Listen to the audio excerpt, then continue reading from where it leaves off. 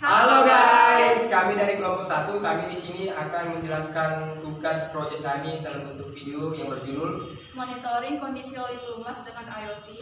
Nah, sebelum kami ingin menjelaskan lebih jauh, kami ingin memperkenalkan diri. Nama saya Titi Pondes Nusala Gule. Nama saya Yuda Sapan Saputra. Nama saya Wakat Janeva. Nama saya Kuzami Mora. Kami dari kelas 5T01. Sekolah Tinggi Manajemen Informatika dan Komputer Pelita Nusantara Medan adalah instansi pendidikan yang bergerak di bidang informatika komputer. STEMIK Pelita Nusantara Medan salah satu kampus swasta terbaik di Sumatera Utara dan telah terakreditasi B oleh Ban PT. STEMIK Pelita Nusantara didirikan pada tahun 2003 yang diselenggarakan oleh Yayasan Pendidikan Demokrat Chamberlain Medan melalui keputusan Menteri Pendidikan Nasional Republik Indonesia pada tahun 2007. STEMIK Pelita Nusantara Medan memiliki 2 gedung kampus. Kampus utama bertempat di Jalan Iskandar Muda nomor 1 Medan. Dan kampus kedua bertempat di Simpang Timbangan Jalan Medan Lubuk Pakam, Kecamatan Lubuk Pakam, Kabupaten Deli Serdang. STEMIK Pelita Nusantara Medan memiliki 6 program studi, yaitu program studi S1 Teknik Informatika, program studi S1 Rekayasa Perangkat Lunak, program studi S1 Teknologi Informasi, program studi D4 dan S1 Teknologi Rekayasa Komputer Jaringan, program studi S1 Manajemen Ekonomi Berbasis Komputer atau Bisnis Digital, dan program studi D3 Manajemen Informatika. Semua jurusan telah terakreditasi oleh Ban PT dengan peringkat baik. STEMIK Pelita Nusantara Medan terdapat 3 kelas dan dengan biaya kuliah sangat terjangkau. Kelas reguler pagi perkuliahan mulai hari Senin sampai hari Jumat dari pukul 9.15 sampai pukul 12.30. Kelas reguler sore perkuliahan mulai hari Senin sampai hari Jumat dari pukul 17.30 sampai pukul 20.40. Dan kelas karyawan khusus bagi yang sudah bekerja, kelas ini dibagi 2 sesi. Sesi pertama perkuliahan hari Senin, Selasa, dan Rabu. Sesi kedua perkuliahan hari Kamis, Jumat, dan Sabtu dari pukul 17.30 sampai pukul 20.40. STEMIK Pelita Nusantara Medan juga menyelenggarakan program beasiswa bagi pelajar yang berprestasi dan berbakat dan tidak berkemampuan dalam ekonomi.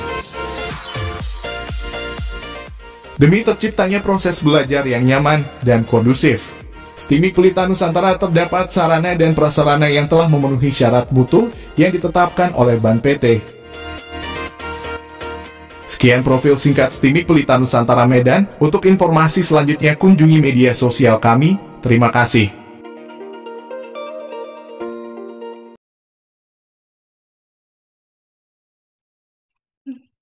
Monitoring kondisi oli pelumas dengan IoT. Pertama-tama kita harus mengenal dulu apa itu oli pelumas. Oli pelumas adalah cairan khusus yang dirancang untuk melumasi dan melindungi bagian-bagian bergerak dalam mesin. Oli pelumas terbuat dari bahan dasar yang bervariasi, seperti minyak dasar mineral atau minyak dasar sintetis, yang kemudian diperkaya dengan aditif tambahan untuk meningkatkan kinerja dan sifat-sifat tertentu. Aditif ini dapat mencakup bahan antioksidan, deterjen, dan penstabil viskositas, yang semuanya berkontribusi pada fungsi dan keberlanjutan oli pelumas. Baik, selanjutnya, apa pentingnya oli pelumas bagi mesin? Pentingnya oli pelumas dalam dunia mesin yang bergejolak dengan aktivitas dan ketegangan. Oli pelumas menjadi pahlawan tak terlihat yang menjaga kesehatan dan keandalan mesin. Sebagai cairan pelumas, oli mengurangi gesekan antar komponen, melindungi mereka dari kehausan yang tak diinginkan. Namun, keberadaan oli tidak hanya sekedar untuk melumasi. Lebih dari itu, oli menjadi penyeimbang suhu. Dengan mengambil panas yang dihasilkan oleh mesin, oli membantu mencegah overheating dan menjaga agar komponen-komponen tetap dingin. Meski oli pelumas berperan begitu besar, kondisinya bukanlah hal yang abadi. Memantau kondisi oli secara rutin menjadi langkah penting dalam merawat kesehatan mesin. Oli yang tercemar atau berkurang kualitasnya dapat mengakibatkan penurunan kinerja mesin dan bahkan kerusakan serius. Oleh karena itu, pemantauan tingkat oli dan kebersihan melalui penggantian secara teratur menjadi keharusan. Dengan memahami pentingnya memantau kondisi oli, kita tidak hanya menjaga daya tahan mesin, tetapi juga melindungi investasi berharga dalam keberadaan atau peralatan yang kita miliki. Karena hal inilah kelompok kami mengambil tema proyek tersebut. Komponen-komponen yang dibutuhkan untuk membuat perangkat pemantauan ialah yang pertama, 3 sensor yaitu sensor LED, LDR, sensor suhu LM35, dan sensor ultrasonik. Yang kedua, microcontroller Arduino Nano. Yang ketiga adalah 3 software yang akan digunakan yaitu Arduino IDE, MATLAB R2016A, dan ThinkSpeed.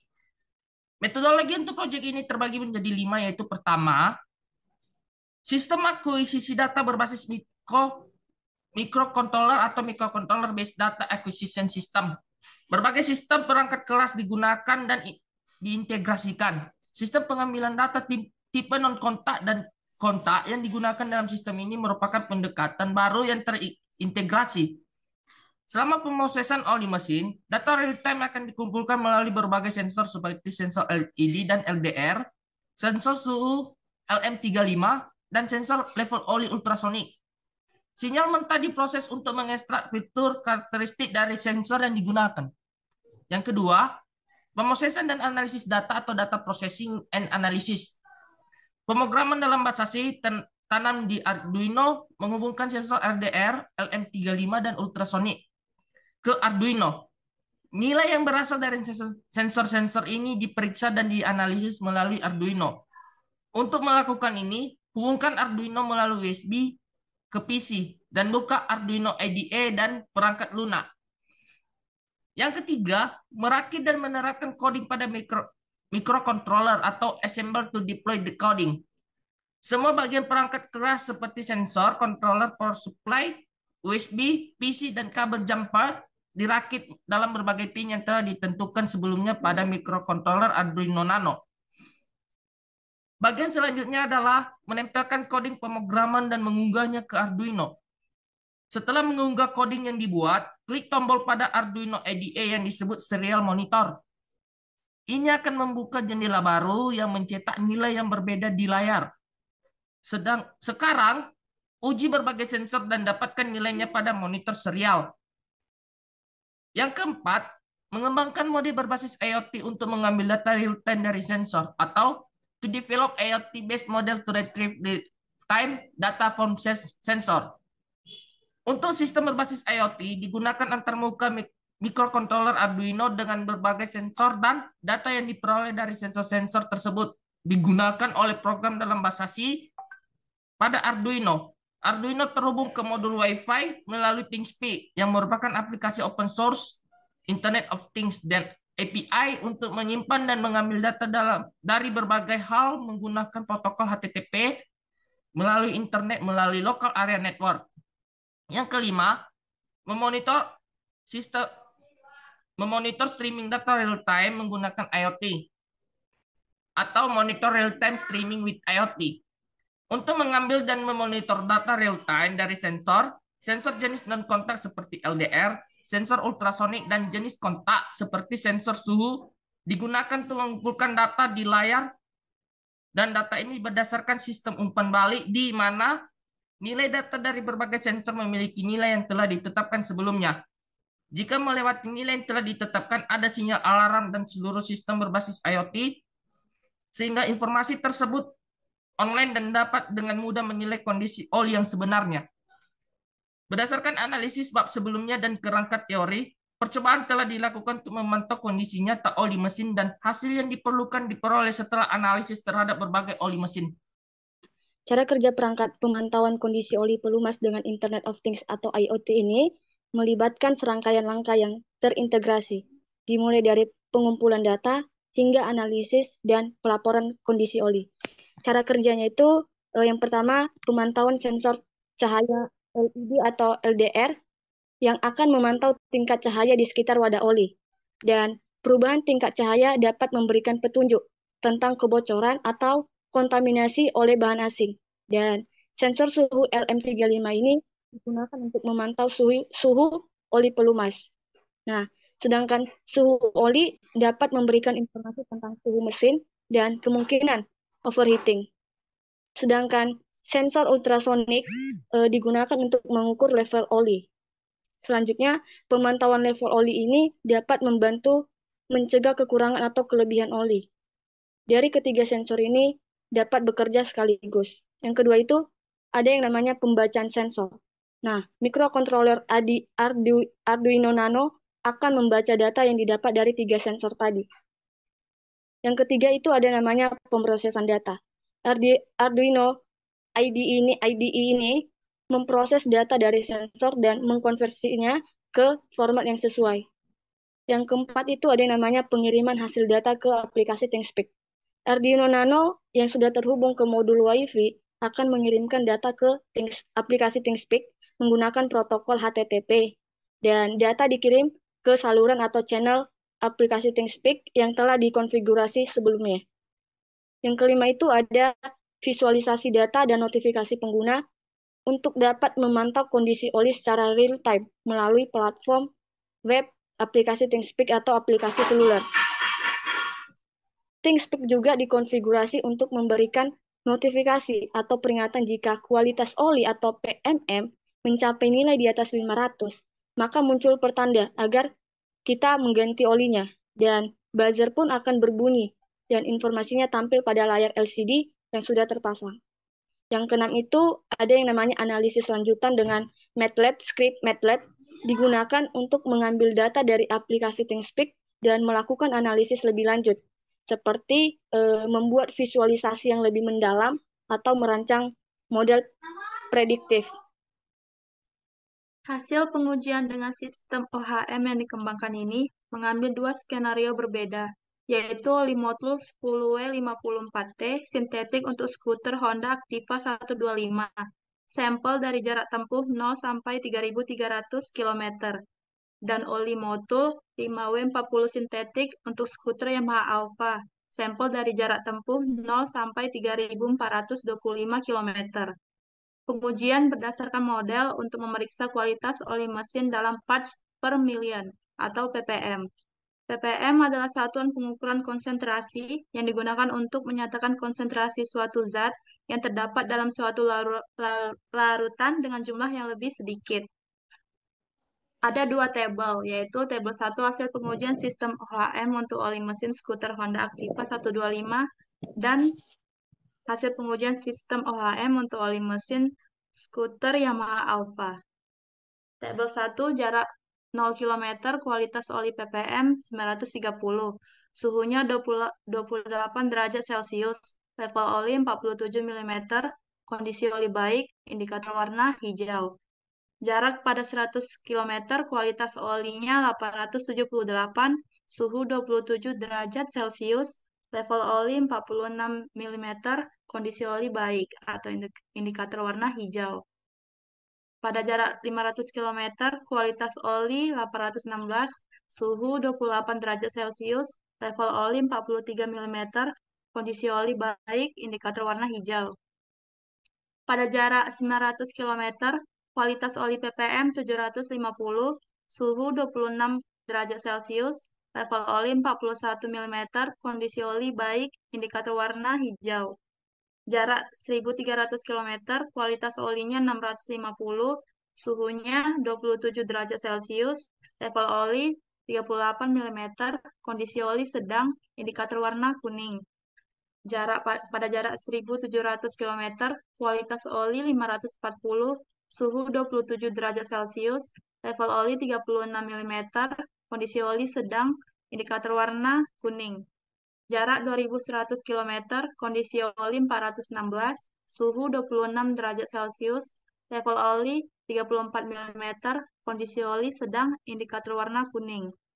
Pada jarak 2700 km, kualitas oli ppm 370, suhu 28 derajat Celcius, level oli milimeter 33 mm, kondisi oli degradasi, indikator warna merah.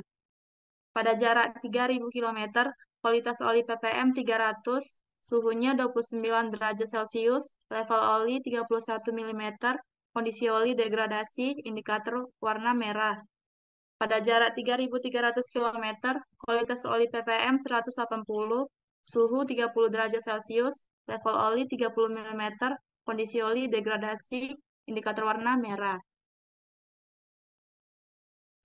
Tabel 2, pengujian sistem OHM untuk oli mesin skuter Yamaha Alfa, yaitu pada jarak 0 km, kualitas oli ppm 921, suhunya 32 derajat Celcius, level oli 48 mm, kondisi oli baik, indikator warna hijau.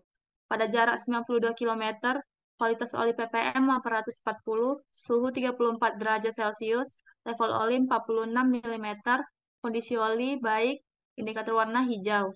Pada jarak 467 km, kualitas oli 812, suhu 33 derajat Celcius, level oli 45 mm, kondisi oli baik, indikator warna hijau.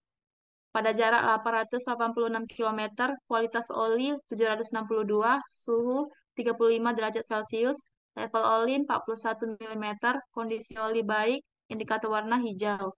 Pada jarak 1295, kualitas oli ppm 632, suhu 31 derajat Celcius, level oli 37 mm, kondisi oli sedang, indikator warna kuning. Pada jarak 1641 km, kualitas olinya 531, suhu 33 derajat Celcius, level oli 35 mm, kondisi oli sedang, indikator warna kuning. Pada jarak 1992 km, kualitas oli ppm-nya 408, suhunya 36 derajat Celcius, level oli 34 mm, kondisi oli sedang, indikator warna kuning. Pada jarak 2602 km, kualitas olinya 362, suhu 34 derajat Celcius, level oli 33 mm, kondisi oli degradasi, indikator warna merah. Pada jarak 3014 km, kualitas olinya 294, suhu 31 derajat Celcius, level oli 31 mm, kondisi oli degradasi, indikator warna merah. Pada jarak 3425 km, kualitas olinya 1602, suhunya 38 derajat Celcius, level oli 30 mm, kondisi oli degradasi, indikator warna merah. Indikator warna didapatkan dari analisis lanjutan melalui MATLAB yang berfungsi sebagai informasi tambahan atau catatan khusus berdasarkan hasil penelitian. Artinya yang warna hijau itu masih normal atau dalam keadaan baik, sedangkan kuning itu sudah mulai harus diganti ataupun masih sedang gitulah. Dan indikator warna merah itu berarti sudah harus diganti oli. Berikut adalah beberapa kekurangan yang mungkin terkait dengan pemantauan kondisi oli pelumas menggunakan Internet of Things atau IoT. Kelemahan.